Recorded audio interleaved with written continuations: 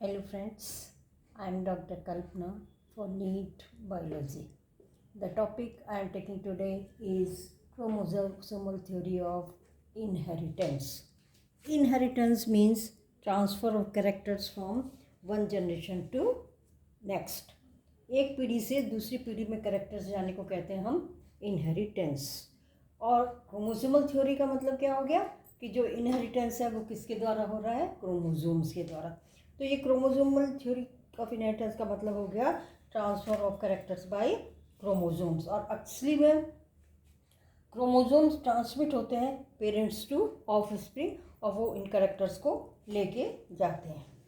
शुरू में क्या था, जब हेरिडिटी की स्टडी हुई तो मेंडल ने सबसे पहले एक्सपेरिमेंट्स किए और उन्होंने ही अपने व्यूज़ दिए। तो मेंडल ने जो था, जिसको हम फादर ऑफ जेनेटिक्स कहते हैं, ये है father of genetics. Genetics means study of heredity. तो हेरिडिटी जो है उसकी स्टडी है जेनेटिक्स, और जेनेटिक्स के फादर जो कहलाते हैं वो मेंडल। जो तो ये इन्होंने शुरू में दिया और इसने बहुत सारा वर्क किया इनहेरिटेंस पर, लेकिन उसका वर्क जो था वो अनरिकॉग्नाइज रहा 1865 से 1900 तक। कोई इसमें लोगों ने ज़्यादा मान्यता इसको नहीं दी। इसका कारण क्या था? पहला कारण तो ये था कि मेंडल के समय में कम्युनिकेशन इतना स्ट्रॉन्ग नहीं था कि वो ज़्यादा जो कुछ उन्होंने पब्लिश किया वो बहुत ज़्यादा वाइडली पब्लिश्ड हो जाए, ऐसा नहीं था। तो ये था वीक कम्युनिकेशन। इतने सारे कम्युनिकेशन के साधन उपलब्ध नहीं थे, जिसकी वजह से उनका काम जो है वो दूर दूर तक नहीं जा पाया। दूसरा पॉइंट ये है कि मेंडल ने जो कंसेप्ट दिया फैक्टर्स का, जिसको कि अब हम क्या कहते हैं, जीन्स। मेंडल ने अपने पूरा जेनेटिक्स समझाया वो फैक्टर्स के नाम से ही समझाया। तो फैक्टर्स जो इसने बताया वो क्या था, उन्होंने कहा कि ये स्टेबल है और डिस्क्रीट यूनिट है, और यही जो है वो कैरेक्टर्स को गवर्न करते हैं, कंट्रोल एक्सप्रेशन ऑफ ट्रेड्स। जो एक्सप्रेशन आता है कैरेक्टर्स का वो फैक्टर्स ही कंट्रोल करते हैं। ये नॉन ब्लेंडिंग होते हैं। नॉन ब्लेंडिंग माने मिक्स नहीं होंगे, माने जो कैरेक्टर पेरेंट्स में है उसी तरह के जाएंगे किसी एक पेरेंट के ऑफस्प्रिंग में, लेकिन वो ब्लेंड नहीं होंगे, मिक्स नहीं होंगे। माने phenotype of progeny will be similar to one parent, either father और mother, and can not be intermediate. But अब हम देखते हैं कि कंटिन्यूस वेरिएशन भी नेचर में मिलते हैं।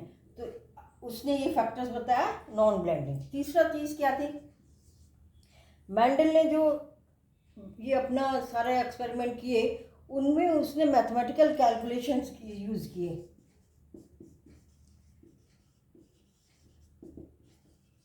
मैथमेटिकल कैलकुलेशंस यूज़ किए, जैसे उन्होंने बताया कि फिनोटाइप रेशियो जो है वो 3:1 है, या जीनोटाइप रेशियो 1:2:1 है। तो ये रेशियो जो है थे ये सब मैथमेटिकल थे, और ये जो है उस समय जो है बहुत से बायोलॉजिस्ट को अनएक्सेप्टेबल था मैथमेटिकल ये इसको यूज़ करना, फिनोमेना को यूज़ करना बायोलॉजी में। फिर जो था इन्होंने कोई फिजिकल प्रूफ नहीं दे पाया फॉर फैक्टर्स।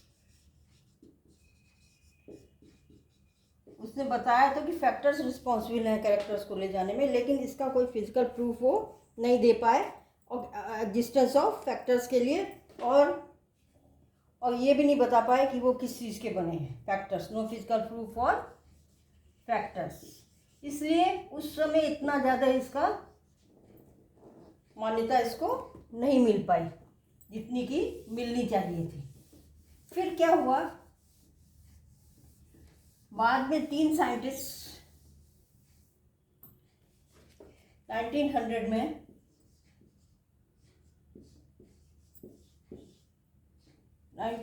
में तीन साइंटिस्ट ने डिब्रीज, ये जिन्होंने बाद में म्यूटेशन दिया है, म्यूटेशन जो पूरा डिब्रीज का ही है, डिब्रीज और कोरेंस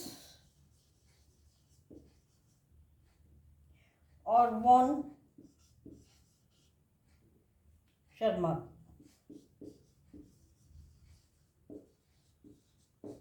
इन तीनों ने जो है इंडिपेंडेंटली अलग अलग ये डिस्कवर किए मेंडल्स के रिजल्ट्स, और जो इसके मेंडल्स के लॉज थे इनहेरिटेंस ऑफ कैरेक्टर्स पर, वो इन्होंने स्टडी किए तीनों ने अलग अलग। और उस समय तक जब इन्होंने ये स्टडी किया 1900, तब तक माइक्रोस्कोप पे भी क्या हो चुकी थी, बहुत एडवांस हो गई थी, और वो सेल डिवीज़न को देख सकते थे। स्टडी किया इन्होंने सेल डिवीज़न को, क्योंकि माइक्रोस्कोप डेवलप हो चुके थे, तो सेल डिवीज़न को ऑब्जर्व किया इन्होंने केयरफुली, और उन्होंने देखा कि क्रोमोसोम सेल के अंदर न्यूक्लियस में स्ट्रक्चर हैं जो कि स्टेन हो सकते हैं, मतलब कलर्ड हो सकते हैं, इसलिए उनको इन्होंने क्या नाम दिया, क्रोमोसोम्स।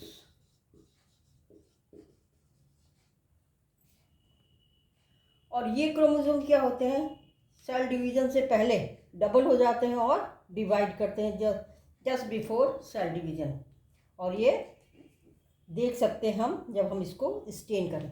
तो ये इन तीनों ने मिलकर अलग अलग ये निकाला कि क्रोमोसोम्स की डिस्कवरी हुई। क्यों हो पाई डिस्कवरी, क्योंकि माइक्रोस्कोप तब तक डेवलप हो चुके थे, और माइक्रोस्कोप के देखने पर सेल के अंदर न्यूक्लियस में क्रोमोसोम दिखे जो डबल भी होते थे और डिवाइड भी करते थे, और वो स्टेन करके हम उनको देख सकते थे। तब फिर जो है ये बोवेरी एंड सटन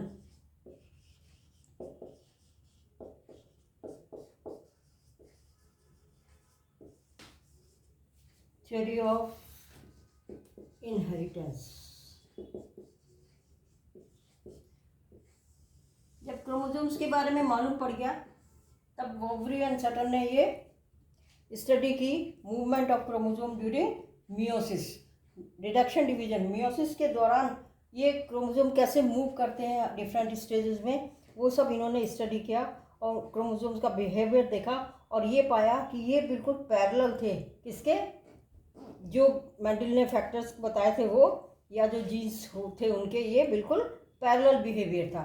तो क्रोमोसोम्स जो हैं बिल्कुल वैसे ही बिहेव कर रहे थे जैसे कौन कर रहे थे, फैक्टर्स कर रहे थे या जीन्स कर रहे थे।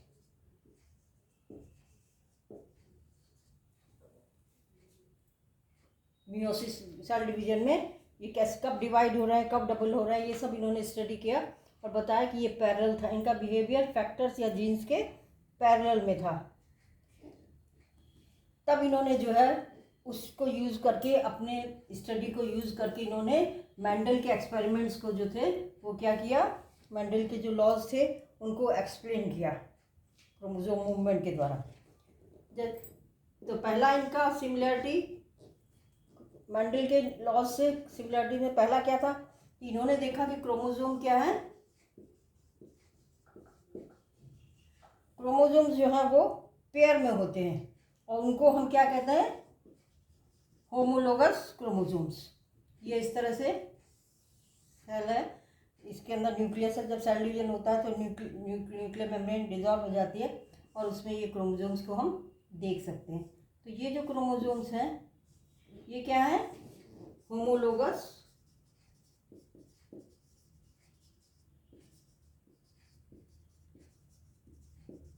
क्रोमोसोम्स हैं, और जो जीन्स इसमें प्रेजेंट हैं होमोलोगस पॉइंट पर, यहाँ पर जीन है, यहाँ पर जीन है, ये जीन्स क्या कहलाते हैं, एलील्स कहलाते हैं। तो होमोलोगस क्रोमोसोम्स पर जो जीन्स होंगे जो रिस्पॉन्सिबल होंगे एक ही कैरेक्टर के लिए, वो कहलाएंगे एलील्स। और यही मेंडल ने यूज़ किया था। ये पेयर मेंडल ने फैक्टर्स कैसे बताए थे कि ये टॉलनेस के लिए मान लो ये है तो ये पेयर में होंगे, ये ड्वार्फनेस के लिए हैं तो ये क्या होंगे, पेयर में होंगे। तो मेंडल ने बताया था फैक्टर्स पेयर में होते हैं, और इन्होंने बताया कि क्रोमोसोम्स जो होते हैं वो पेयर में होते हैं। तो ये क्या हो गया, पैरेलल ही उसका बिहेवियर हो गया क्रोमोसोम्स का और फैक्टर्स का। दूसरा चीज़ इन्होंने मेंडल की जो एक्सप्लेन की वो क्या था, हर एक पेयर में एक क्रोमोसोम कहाँ से आ रहा है, from one parent means from mother मान लो, तो दूसरा क्रोमोसोम कहाँ से आ रहा है? From father. मतलब एक पेयर जो थे क्रोमोसोम के, उसमें एक क्रोमोसोम कहाँ से आएगा? मदर से, और एक क्रोमोसोम कहाँ से आएगा? फादर से। और यही उन्होंने बताया था मेंडल ने कि जैसे टी है तो ये यदि फादर के पास टी है तो ये फादर से आ जाएगा, और यदि मदर के पास स्मॉल टी है तो ये आ जाएगा, तो ये आ जाता है। यही सेम चीज़ फैक्टर्स है ये, एक फादर से आ रहे थे और एक मदर से आ रहे थे। वही इन्होंने बताया कि क्रोमोसोम्स जो है एक फादर से आता है और एक मदर से आता है। तीसरा मेंडल का लॉ था लॉ ऑफ सेग्रीगेशन। वहाँ पे क्या करा था कि जो फैक्टर्स हैं वो सेग्रीगेट हो जाते हैं गैमीट बनने में। इन्होंने क्या बताया कि क्रोमोसोम जो पेयर में होते हैं वो सेपरेट होता है at the time of meiosis. तो ये क्रोमोसोम्स हैं सेग्रीगेट होते हैं at the time of meiosis and one chromosome goes to each gamete। जो मेंडल का क्या था? Law of segregation. मेंडल ने क्या बताया था कि मान लीजिए ये एक पेरेंट है और दूसरा पेरेंट में फैक्टर्स ये हैं, तो जब ये गैमीट बनाएंगे तब ये क्या होते हैं? सेपरेट हो जाते हैं। माने एक में गैमीट में ये जाएगा, एक में ये जाएगा, ऐसे ये गैमीट बनाएगा तो ये जाएगा, माने ये सेपरेट सेग्रीगेशन हो जाता है फैक्टर्स का। और इन्होंने क्या बताया? इन्होंने देखा, माइक्रोस्कोप में देखा कि जब मियोसिस होती है, सेल डिवीजन होता है, उस समय ये क्रोमोसोम्स क्या होते हैं? सेग्रीगेट हो जाते हैं। कैसे सेग्रीगेट होते हैं इसको हम देखते हैं। मान लीजिए ये एक सेल है, इसमें सेल डिवीजन हो रहा है,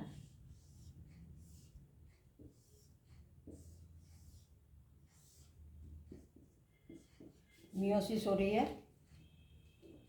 तो मियोसिस से क्या होता है? एक सेल से पहले दो बनते हैं और फिर इन दो से दो दो बनते हैं, तो ये क्या हो जाते हैं? चार। मियोसिस से एक सेल से कितने बनते हैं? चार गैमीट्स बनते हैं। अब इसमें क्रोमोसोम्स यदि देखें हम, मान लीजिए हम चार क्रोमोसोम्स लेके चल रहे हैं क्योंकि ये स्टडी में आसानी रहेगी। एक तो क्रोमोसोम ये हो गया, एक क्रोमोसोम ये है,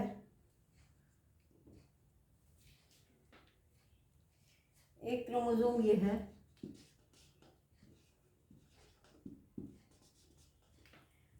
और एक क्रोमोसोम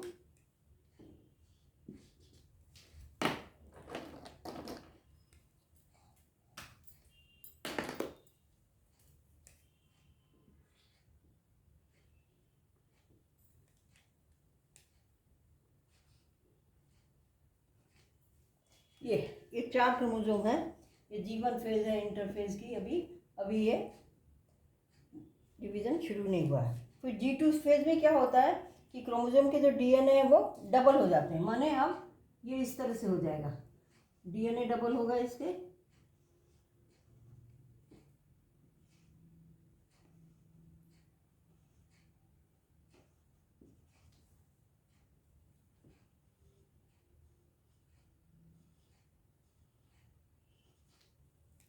हर एक क्रोमोसोम में जो है वो दो क्रोमेटिड होते हैं, और जब ये G2 फेज आता है तब ये क्या हो जाते हैं? डीएनए डबल हो जाता है, तो ये डबल हो गया। अब क्या हुआ? अब इसके बाद प्रोफेज, मेटाफेज और फिर एनाफेज होती हैं।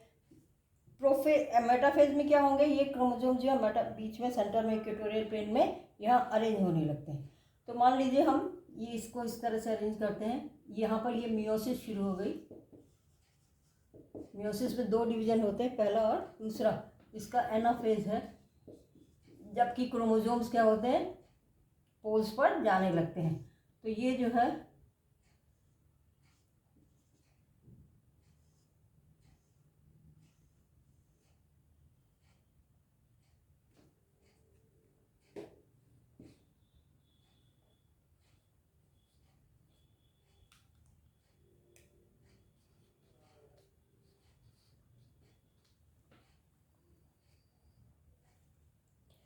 इसमें ये एस्टर रेज बनती हैं क्रोमेटिड से, यहाँ पे ये सेंट्रोमियर से जुड़ जाती हैं। ये एक ही क्रोमोसोम है।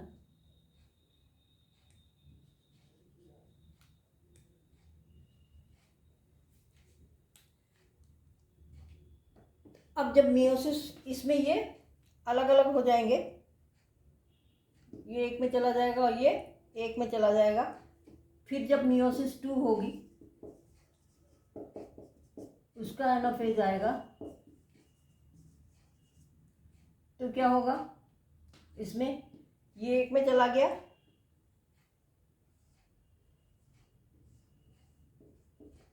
और ये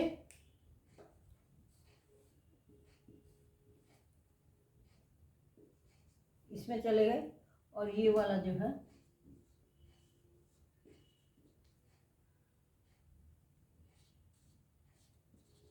इस तरह से ये चले गए मियोसिस 1 में। अब फिर क्या होगा मियोसिस 2 में, और फिर ये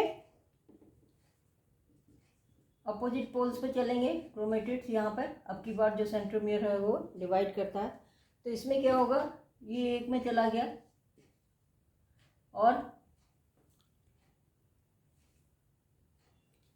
इसका ये वाला इसमें आ गया, ऐसी रेड वाले में एक यहाँ चला गया और एक इसमें आ गया। इस वाले में ब्लैक एक इसमें गया और एक ग्रीन इसमें गया, एक इसमें गया। तो ये 4 क्या बन गए, गैमीट्स बन गए या जर्म सेल्स बन गए। यहाँ पे शुरू के सेल में क्या थे, 4 क्रोमोसोम्स थे। अब जो गैमीट्स बने उनमें क्या रह गए, 2-2 रह गए, आधे हो गए। और ये जो था ये सेग्रीगेट हो गए, जो 2 होमोलोगस पेयर्स थे उसमें से ये अलग अलग हो गए और ये इस तरह से ये गैमीट्स या जर्म सेल्स बन जाते हैं, मतलब ये सेग्रीगेट हो गया। यही उसने बताया था,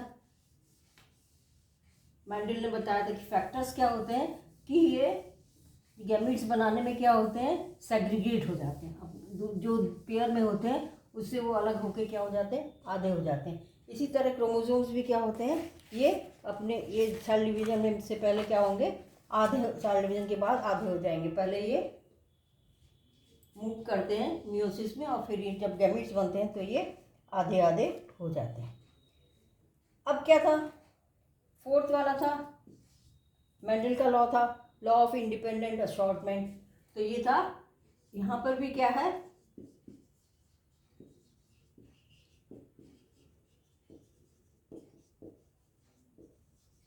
मेंडल के केस में क्या था कि यदि हम 2 कैरेक्टर्स लेते हैं, मान लीजिए टॉलनेस लिया हमने, उसके लिए टीटी हो गया, और राउंड सीड्स लिए, इसी तरह से दूसरे जो पेरेंट है उसमें स्मॉल टी, तो जब ये गैमीट्स बनेंगे तो क्या बनेंगे, इसके टी आर बनेंगे, और इसमें जो बनेंगे गैमीट्स वो भी एक ही तरह के होंगे, टी आर।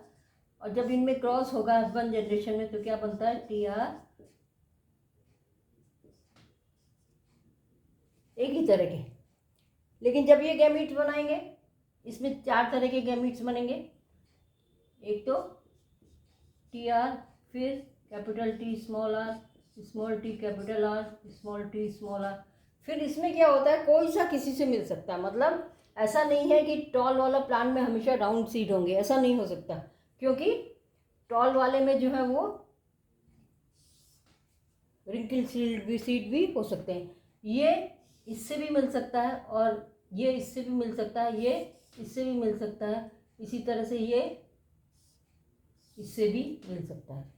तो ये था इंडिपेंडेंट असॉर्टमेंट। तो यहाँ पे जो बनेंगे चारों तरह के बनेंगे, टी भी बनेगा, और स्मॉल टी कैपिटल आर भी बनेगा, और कैपिटल टी स्मॉल आर भी बनेगा, और स्मॉल टी कैपिटल आर।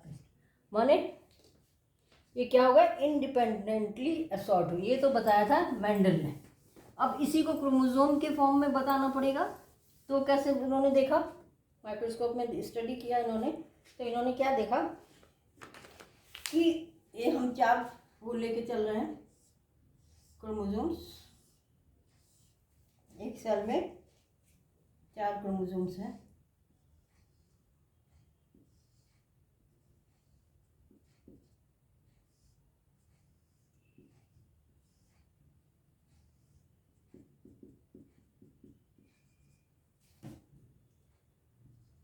और ये रेड से दिखा देते हैं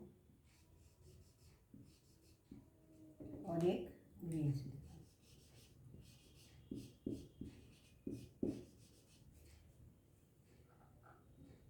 तो इसमें क्या होगा कि ये मेटाप्लेट इक्वेटोरियल प्लेन में मेटाफेज में अरेंज हो जाएंगे और फिर ये अलग अलग मूव करेंगे।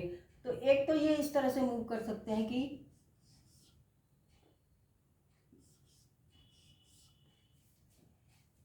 एक में ये जाए ब्लैक वाला और रेड वाला जाए,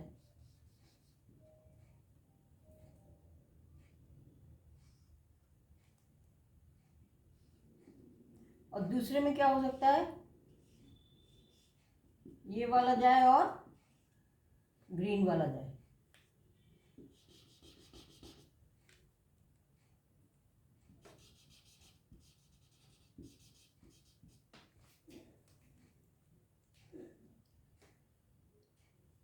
तब यदि मियोसिस 2 होगी तब क्या होगा, फिर ये 2 बनाएंगे और ये भी 2 बनाएंगे। मतलब इस वाले ब्लैक के साथ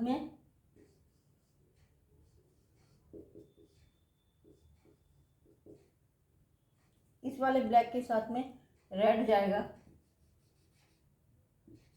और इस वाले के साथ में ग्रीन जाएगा। कलर चेंज नहीं होता है क्रोमोसोम्स का, क्रोमोसोम शेप में और साइज में अलग अलग होते हैं। ये तो हो गया एक, लेकिन ये ऐसा नहीं है कि ये वाला क्रोमोसोम रेड के साथ ही रहेगा, ये वाला भी ग्रीन के साथ जा सकता है। तो एक तो ये हो जाएगा, या क्या हो सकता है यदि हम उल्टा देखें तो ये क्रोमोसोम है, ये ग्रीन के साथ भी जा सकता है और ये क्रोमोसोम जो है ये रेड के साथ जा सकता है। तो यहाँ पे जो हमें मिलेंगे वहाँ पे हमें क्या मिलेंगे,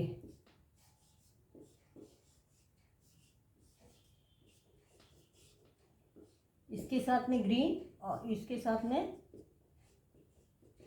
रेड। यहाँ पे रेड चले जाएंगे और यहाँ पर ये ग्रीन आएंगे। शुरू में इनिशियली क्या थे 4 क्रोमोसोम्स थे और जो ये गैमीट्स बने 4 गैमीट्स बने उसमें ये कॉम्बिनेशन भी हो सकता है और ये कॉम्बिनेशन भी हो सकता है। तो ये क्या है इंडिपेंडेंट असॉर्टमेंट। जो मेंडल ने बताया था फैक्टर्स के लिए वही इन्होंने क्या देखा कि असली में ये क्या होता है, ये इंडिपेंडेंट असॉर्टमेंट होता है क्रोमोसोम्स का। इस तरह से उन्होंने क्रोमोसोम्स की जो नॉलेज थी इनको वो और मेंडेलियन प्रिंसिपल उसको उन्होंने क्या किया मिला दिया। मेंडेलियन प्रिंसिपल जो थे वो और जो क्रोमोसोम का बिहेवियर था उसको मिला के उन्होंने क्या किया क्रोमोसोम थ्योरी दे दी। उसको उन्होंने क्या कहा क्रोमोसोमल थ्योरी ऑफ इनहेरिटेंस। मतलब क्या हो गया, जो मेंडल ने फैक्टर्स कहे थे कि फैक्टर्स ऐसा करते हैं इंडिपेंडेंटली असॉर्ट होते हैं, फैक्टर्स जो है वो सेग्रीगेट होते हैं, वो फैक्टर्स ना होके वो इन्होंने क्या किया वो क्रोमोसोम्स ही हैं सब। इस तरह से ही क्रोमोसोमल थ्योरी इन्होंने बोवरी एंड सटन ने क्रोमोसोम थ्योरी दे दी। अब इन्होंने थ्योरी तो दे दी लेकिन इन्होंने एक्सपेरिमेंटल प्रूफ नहीं किया। एक्सपेरिमेंटल प्रूफ जो है एक ऑर्गेनिज्म को लेके पूरा वो किसने किया, वो किया टी एच मॉर्गन ने। तो एक्सपेरिमेंटल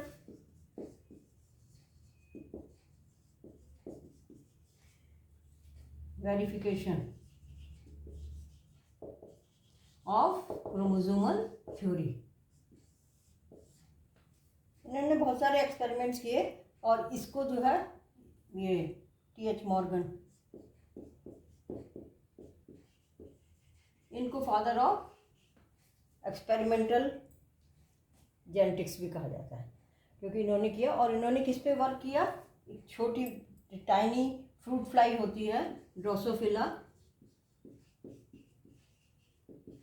मिलेनोगास्टर,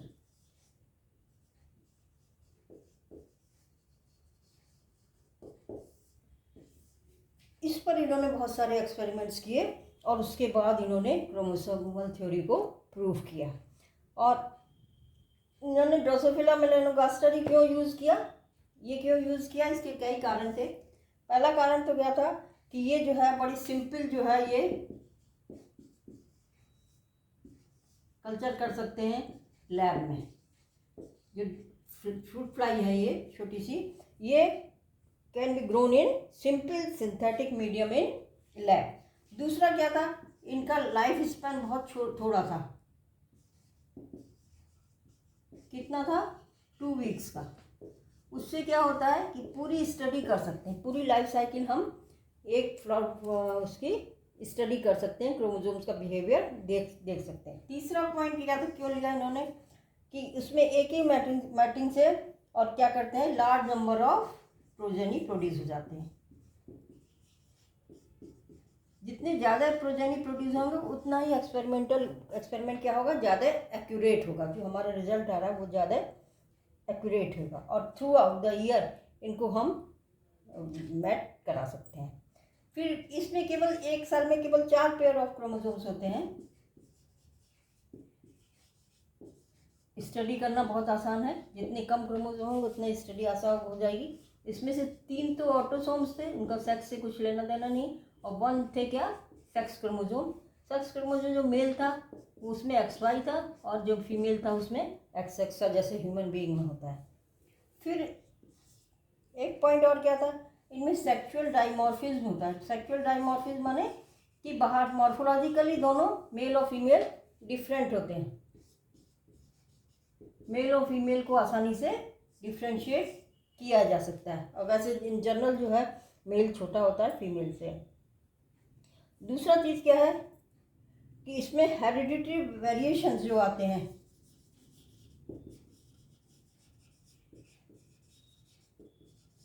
यदि कोई वेरिएशंस आते हैं तो उनको क्या कर सकते हैं, लो पावर माइक्रोस्कोप में देख सकते हैं, जिसके जो है क्रोमोसोम्स को आसानी से देख सकते हैं। और लास्ट में क्या पॉइंट है कि इनमें पॉलीटीन क्रोमोसोम्स होते हैं।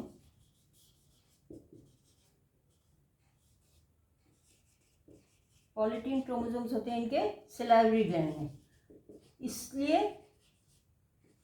कोई भी एब्रेशन होता है, एबनॉर्मल चीज़ होती है उसमें, तो वो आसानी से स्टडी कर सकते हैं।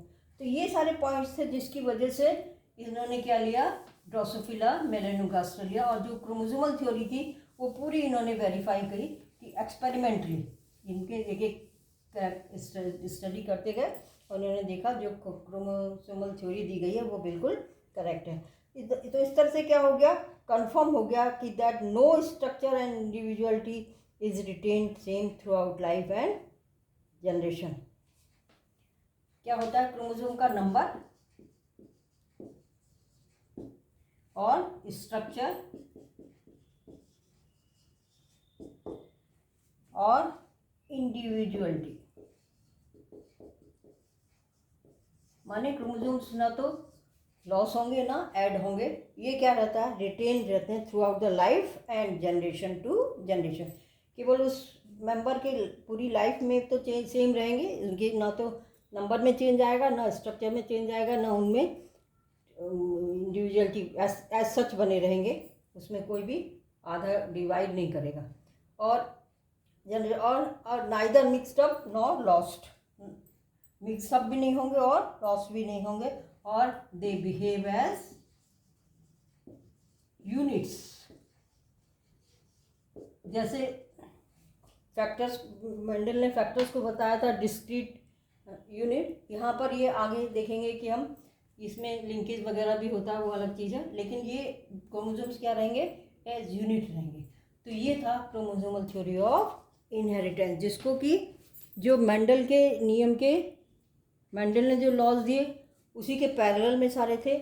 ये जो थ्योरी दी ये दी वोवरी एंड सटन ने, और फिर इसको एक्सपेरिमेंटली प्रूफ किया, वो कौन था, मॉर्गन ने।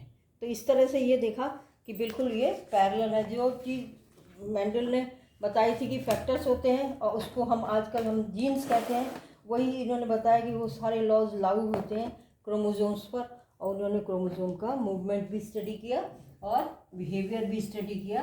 माइक्रोस्कोप तब तक डेवलप हो चुका था। तो इसको ये है chromosomal theory of inheritance. Thank you.